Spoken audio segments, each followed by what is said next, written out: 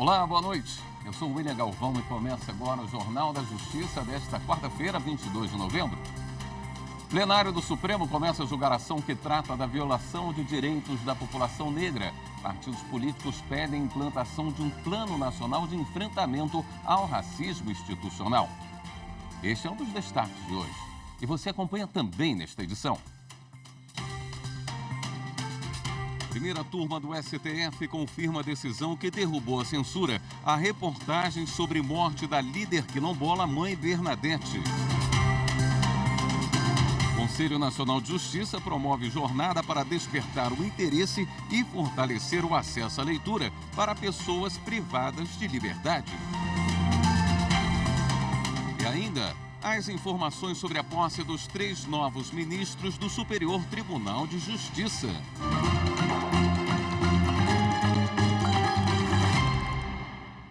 O presidente do Supremo Tribunal Federal, o ministro Luiz Roberto Barroso, lamentou a morte de um dos presos provisórios por participação nos atos antidemocráticos de 8 de janeiro.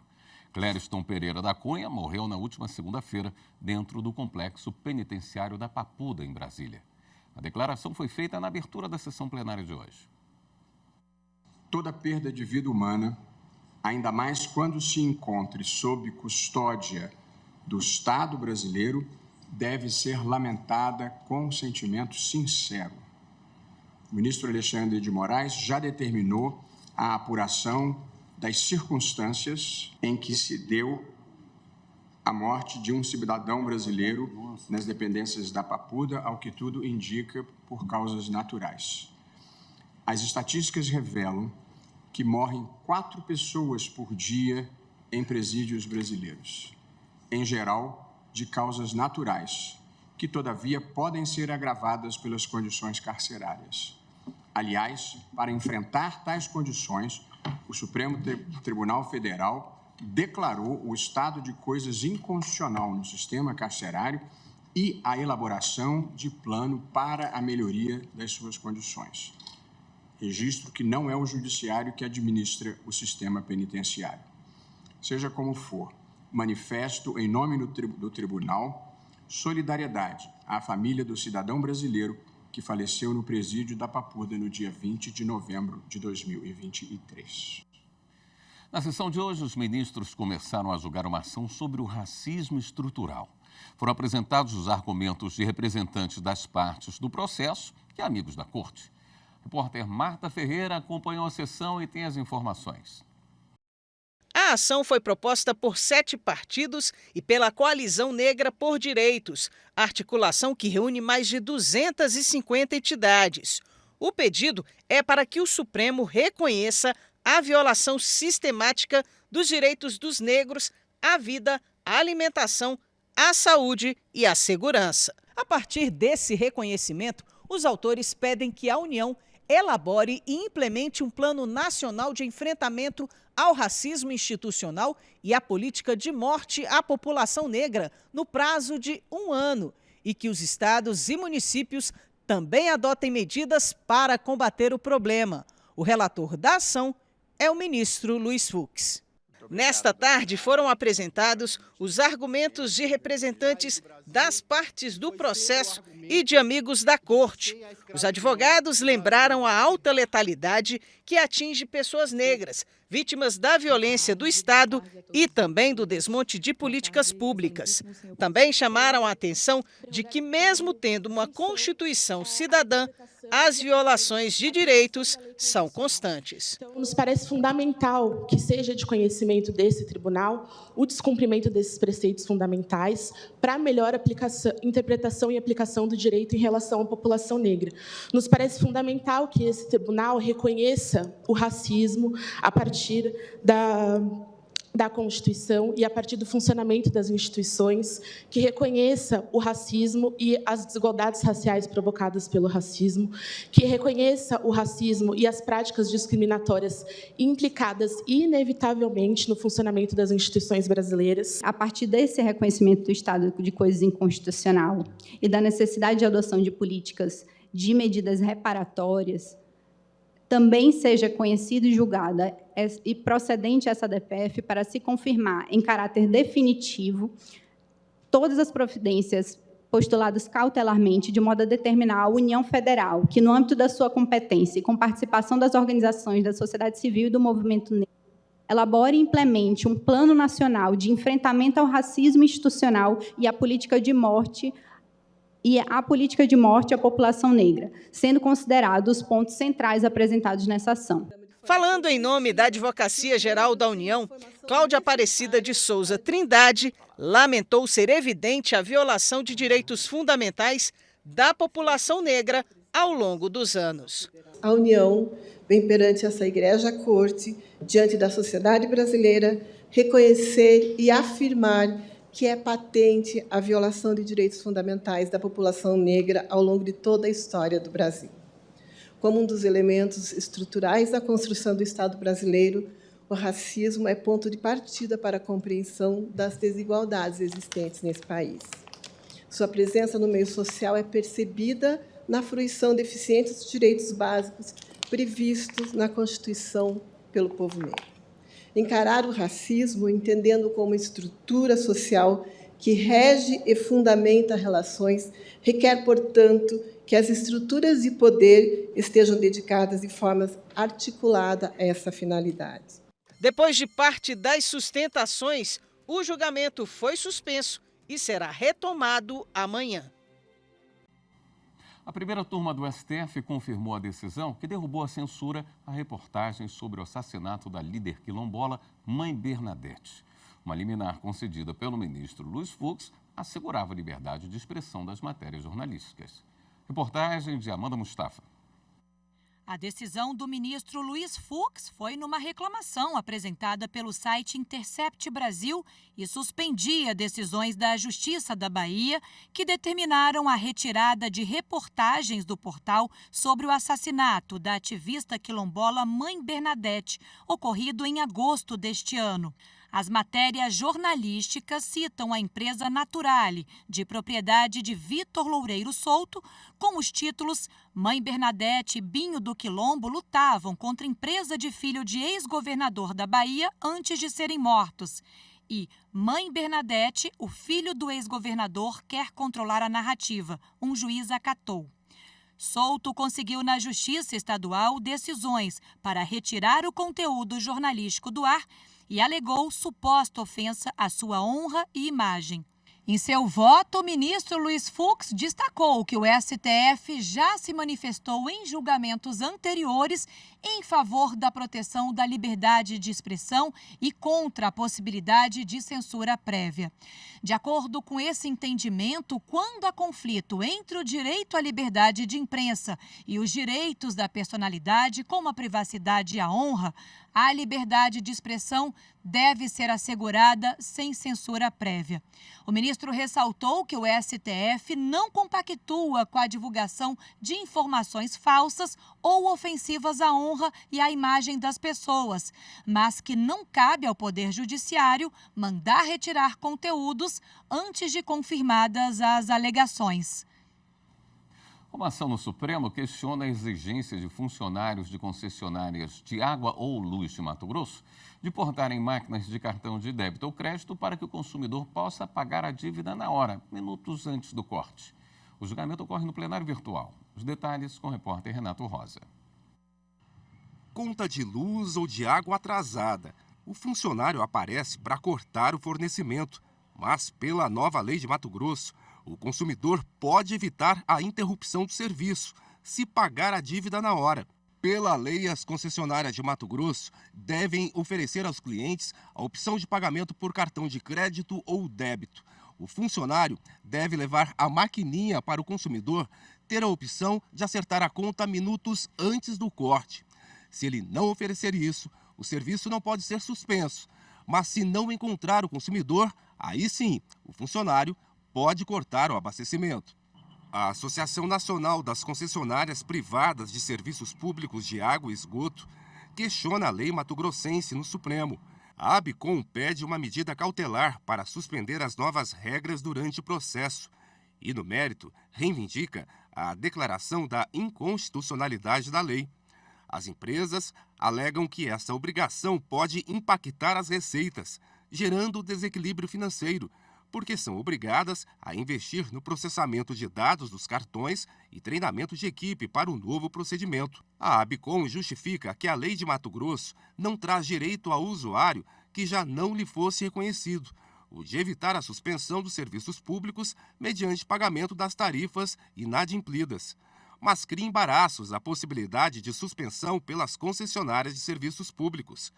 Argumenta que a lei estadual invade a competência exclusiva dos municípios para tratar a respeito da matéria relacionada à prestação de serviços públicos de abastecimento de água e esgotamento sanitário. O julgamento é no plenário virtual do Supremo. A relatora, ministra Carmen Lúcia, votou para converter a apreciação da medida cautelar em julgamento de mérito e pelo conhecimento parcial da ação, apenas a parte que se refere à prestação dos serviços públicos de abastecimento de água e declarar a inconstitucionalidade da expressão concessionárias dos serviços públicos do fornecimento de água. Para a relatora, é inconstitucional a lei estadual que, sob o pretexto de proteção e defesa do consumidor, trate de matéria relativa aos serviços públicos de fornecimento de água e energia elétrica, com imposição de deveres às concessionárias dos serviços, por invasão das competências legislativas privativas da União e dos municípios. Os demais ministros devem votar até a próxima sexta-feira. A seguir, CNJ faz jornada para despertar interesse pela leitura em pessoas privadas de liberdade. Voltamos já.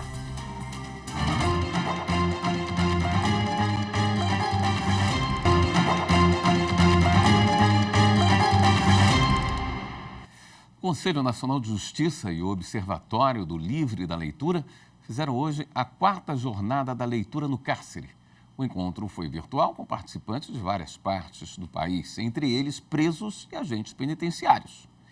Você vai ouvir o relato de um homem que conseguiu dar a volta por cima depois de começar a ler livros na prisão.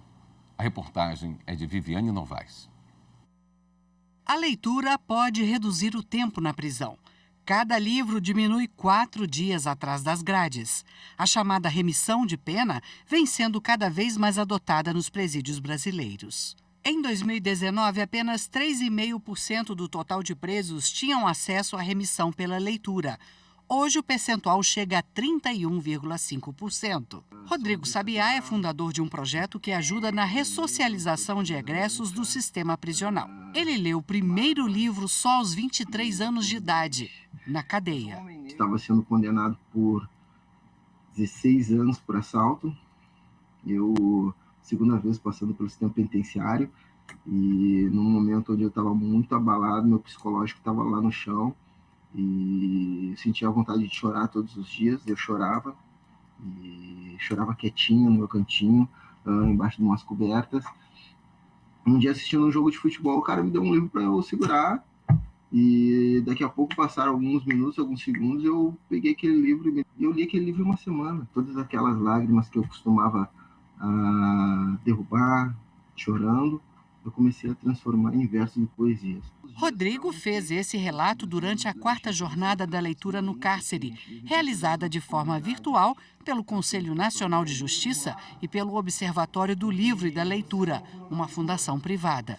O coordenador do Departamento de Monitoramento e Fiscalização do Sistema Carcerário e Educativo, do CNJ, disse que as jornadas da leitura no cárcere ganharam ainda mais importância depois de uma decisão recente do Supremo Tribunal Federal. Essa proposta, ela alcança uma dimensão significativa, sobretudo agora diante do desfecho recente da ADPF 347, né, Ação de Descumprimento de Preceito Fundamental, que reconheceu no nosso país o chamado estado de coisas inconstitucional no sistema prisional brasileiro. É dizer, o Estado brasileiro tem obrigações com o cárcere, obrigações essas que não estão sendo cumpridas, e por não estarem sendo cumpridas, resultam na violação de direitos. O mundo dos livros inauguram ou recompõem as trajetórias individuais.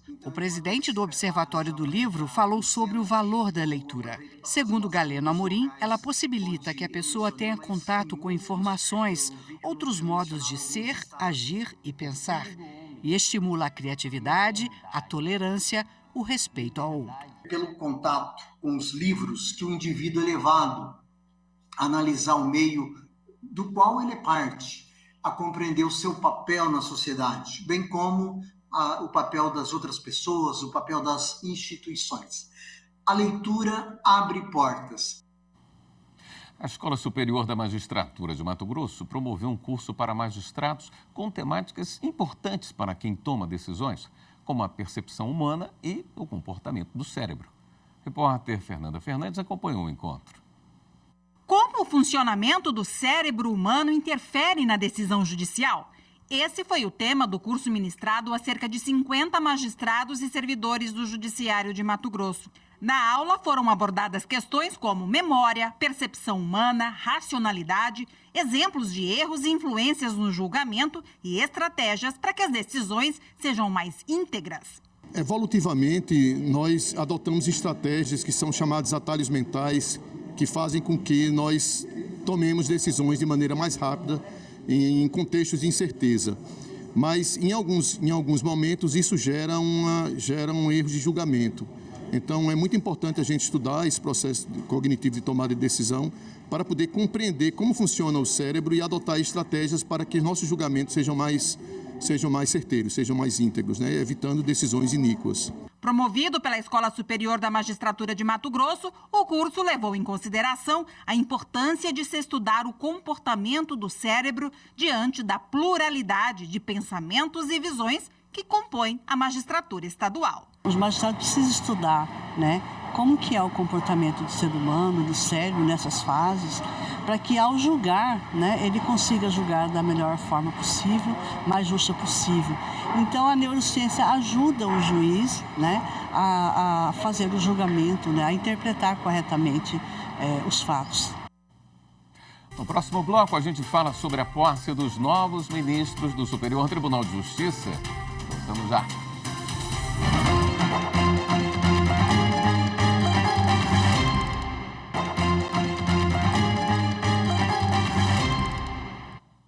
O curso Letramento Racial Reeducar para Construir, promovido pelo Tribunal Superior do Trabalho, chegou ao fim com a apresentação da peça teatral Para o Meu Amigo Branco. Confira na reportagem de Rafael Oliveira. A peça foi encenada na sede do TST em Brasília e é ambientada em uma reunião de escola entre pais e professores. O conflito, protagonizado por um pai negro e um pai branco, traz à tona reflexões sobre o racismo estrutural no Brasil. Monsueto, interpretado pelo ator Reinaldo Júnior, cobra um posicionamento da escola em relação ao racismo sofrido pela filha dele, Azuri. O teatro ele cumpre uma função social que é uma função também de educar a sociedade. Então acho que o Monsueto ele traz muitas ferramentas para a sociedade, de uma forma geral, mas para as pessoas pretas de como combater o racismo. E para as pessoas brancas eu acho que ele traz uma conscientização que é muito necessária a partir da educação. Então a partir da Azuri, a partir da filha dele, ele consegue levantar e gerar reflexões e o debate para que toda a sociedade aprenda com esse espetáculo, com esse personagem e com esse caso que não deve mais acontecer. Durante a discussão, uma das professoras se depara com um choque de realidade ao ser confrontada pelos argumentos do pai da criança vítima de racismo. Apesar da boa intenção, a personagem percebe que sempre foi racista. Só não se dava conta disso.